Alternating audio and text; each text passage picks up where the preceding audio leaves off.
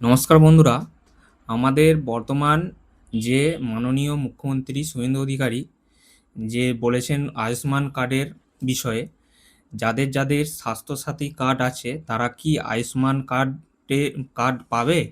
তো সেইটা নিয়ে বিস্তারিত আলোচনা করব। ভিডিওটি আপনারা দেখুন।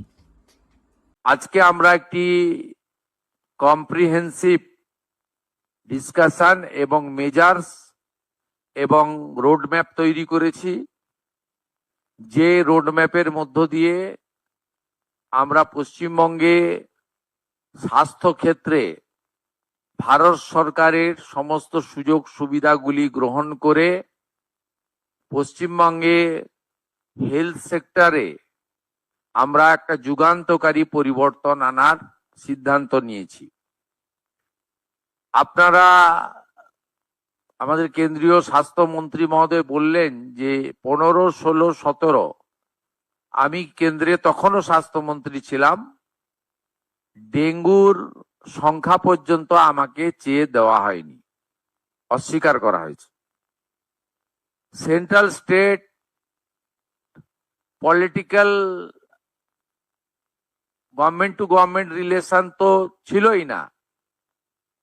প্রশাসকদের মধ্যে বা ব্যুরোক্রেটসদের মধ্যে বা ডাক্তারদের মধ্যে বা হেলথ সেক্টরে যারা দায়িত্বপ্রাপ্ত তাদের মধ্যেও টকিং টার্ম, চিঠিপত্র আদান প্রদান ছিল না। একটা মারাত্মক ধরনের নেগেটিভিটি কাজ করেছে, যার কুফল সর্বত্র আমরা দেখতে পাচ্ছি। আয়ুষ্মান ভারতে ইতিমধ্যে এনরোলমেন্টের কাজ শুরু হয়েছে। আমাদের বিশ্বাস যে জুলাই মাস থেকে আয়ুষ্মান ভারতের কার্ড আমরা দিতে পারবো এবং তার বেনিফিট গোটা ভারতবর্ষে আয়ুষ্মান ভারত কার্ড হোল্ডাররা পাবেন।